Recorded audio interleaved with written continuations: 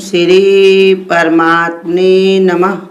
ओम श्री सत्य गुरुदेवाय नमः। देखिए ये बता रहे भगवान, ये है 10वें अध्याय का 31वां श्लोक कि मैं पवित्र करने वालों में वायु और सांसधारियों में राम हूँ तथा मछलियों में मगरमच्छ हूँ और नदियों में श्री भागीरथी गंगा हूँ। भगवान अपने की विभूति ये बता रहे हैं कि मैं पवित्र करने वालों में वायु हूँ। जो पवित्र करे वही पवन है। माया की विकार पवित्रता भगवत प्राप्ति से होती है, इसलिए पवित्र करने वालों में भगवान ने पवन बताया है। कहते जो पवित्र करे वही पवन है, पावन कर देती है। हवा कुछ भी कैसी भी तुम्हारे घर में खुशबू आ रही हो वो भी उड़ा ले जाएगी, और बदबू हो तो वो भी उड़ा ले जाएगी। उसको वहाँ से उठा करके कहीं उड़ा कर किनारे कर देना है। ऐसे बता रहे माया के विकार की पवित्रता भगवान प्राप्ति से होती है, इसलिए पवित्र करने वालों में भगवान ने अपने को पवन बताया है। शास्त्रधारियों में राम, जो आत्मा के साथ रमण करता है वही परमात्मा राम है। सत धातु, सत शब्द का सत धातु मारने के अर्थ में प्रयुक्त होता है। उसके बचाने वाला शस्त्र है। प्राण की शरीर में शस्त्र है, उसको धारण करके जो शरीर में आत्मा के साथ रमण करता है वही रूप भगवान का है। इसलिए भगवान ने अपने को राम बताया। और बताया इष्ट, और क्या बताया कि मछलियों में मगरमच्छ हूँ, मछलियों में मैं मगर बताया भगवान ने। मगर घड़ियाल अपनी मगर माने घड़ियाल अपनी शक्ति से जिसको ग्रहण कर लेता है उसको छोड़ता नहीं है। झसु धातु का अर्थ छिपाया गया है। भगवत तत्व दृष्टि से ओझल है, वही भगवत तत्व जब जीव को ग्रहण कर लेता है फिर छोड़ता नहीं। इसलिए भगवान ने अपने को घड़ियाल माने मगर बताया। जैसे मगर होता है वो कोई चीज अगर पकड़ लेता है तो उसको छोड़ता नहीं। यही अपने भगवान ने अपने को बता दिया। और भगवान भी यही करते हैं कि मैं दोस्ती कर लेता हूँ तो तोड़ता नहीं हूँ। एक जो था तो उसने कहा कि हमने सुना है कि भगवान की दोस्ती कर लो तो बड़ा ही फायदा रहता है, बहुत कुछ मिल जाता है। तो उसने कहा, एक बार नारद जा रहे थे तो उन्होंने जा कर के कहा कि नारद तुम तो रोज भगवान के पास जाते हो, अब भगवान से कह दो कि हम उनसे दोस्ती करना चाहते हैं। जो बकरी चराता था, भेड़ बकरी चढ़ाता था, गंवार था बिल्कुल ही।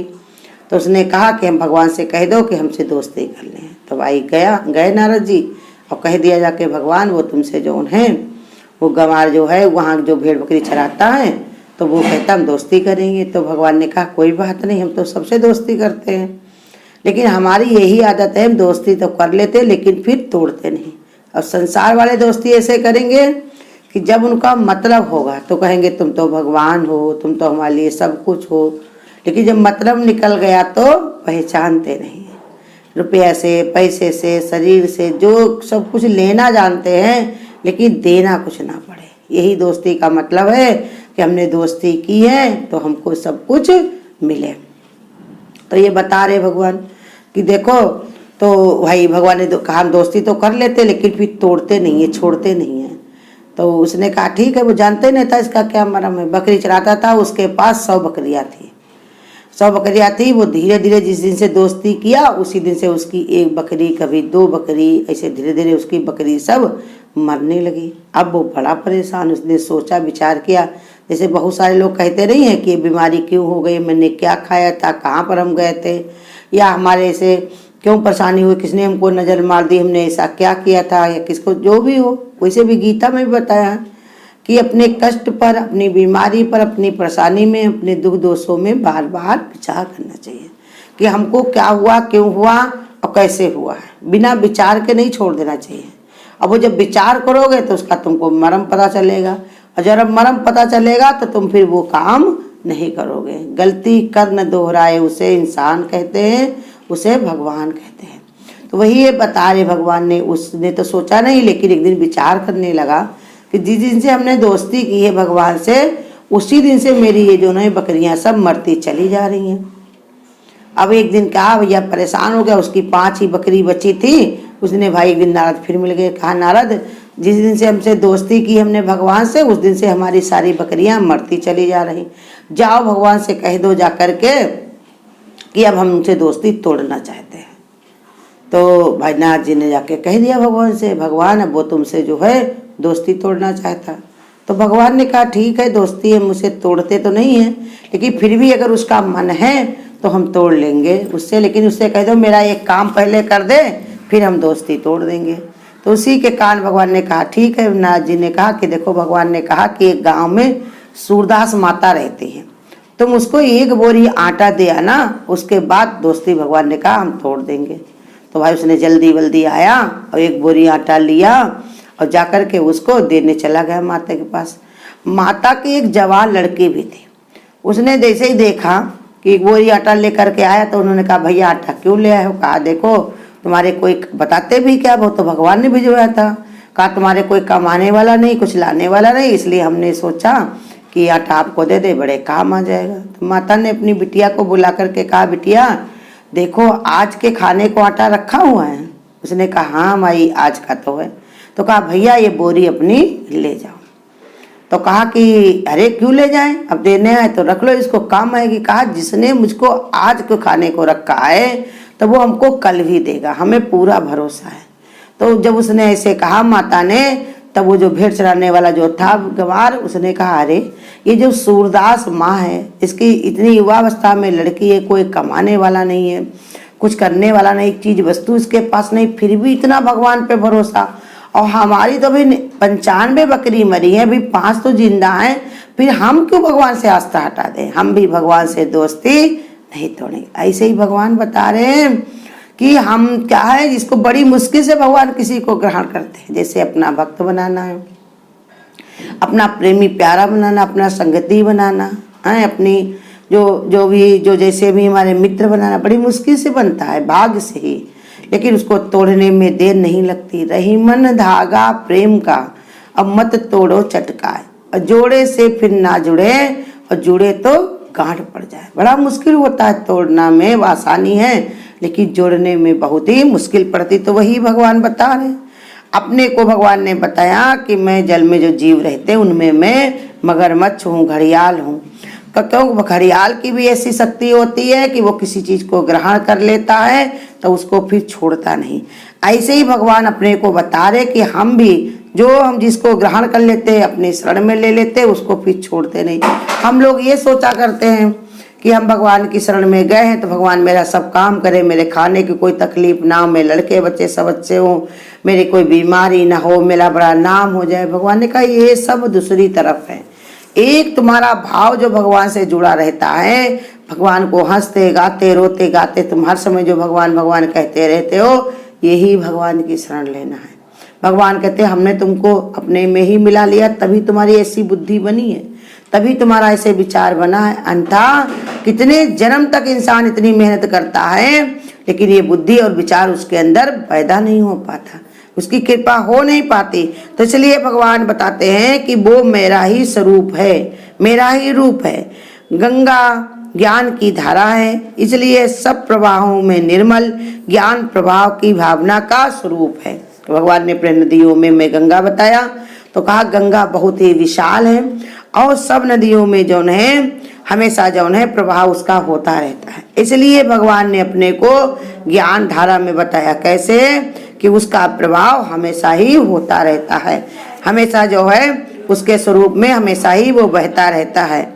और ये बता रहे कि हे अर्जुन, सृष्टियों का आदि अंत और मध्य भी मैं ही हूँ, तथा मैं विद्याओं में अध्यात्म विद्या अर्थात ब्रह्म विद्या एवं परस्पर विवाद करने वालों में तत्व के निर्णय के लिए किए जाने वाला मैं बाद हूँ।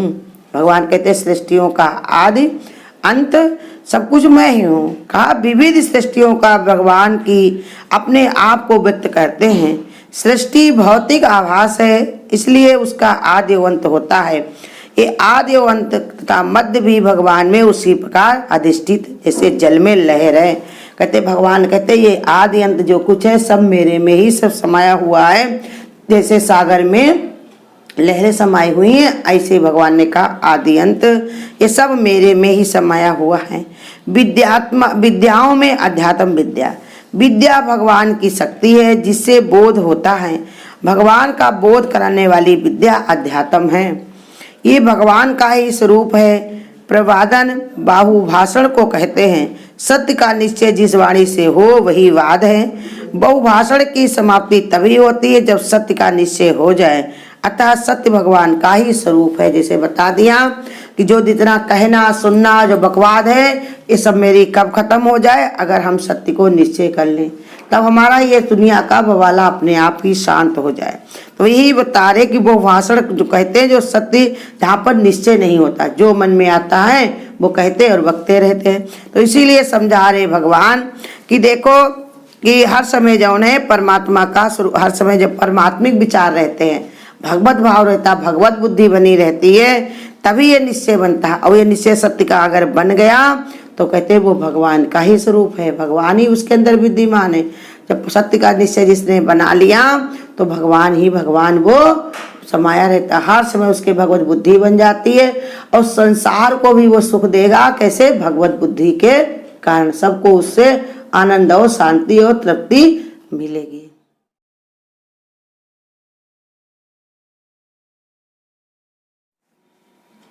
हरि भजन बिना सुख नाही रे, फिर क्यों बिरथा भटकाई रे। हरि भजन बिना सुख नाही रे, फिर क्यों बिरथा भटकाई रे। छाप तिलक बहु भांति लगावे, सिर पे जटा भभूति रमावे। छाप तिलक बहु भांत लगावे, सिर पे जटा भभूति रमावे। हृदय में शांति न आई रे, फिर क्यों व्यर्था भटकाई रे। हरि भजन बिना सुख नाही रे, फिर क्यों व्यर्था भटकाई रे। काशी गया द्वारिका जावे, चार धाम तीरथ फिर आवे। काशी गया द्वारिका जावे, चारों धाम तीर्थ फिर आवे। मन की मैल न जाई रे, फिर क्यों व्यर्था भटकाई रे। तेरे मन की मैल न जाई रे, फिर क्यों व्यर्था भटकाई रे। हरि भजन बिना सुख नाही रे, फिर क्यों व्यर्था भटकाई रे।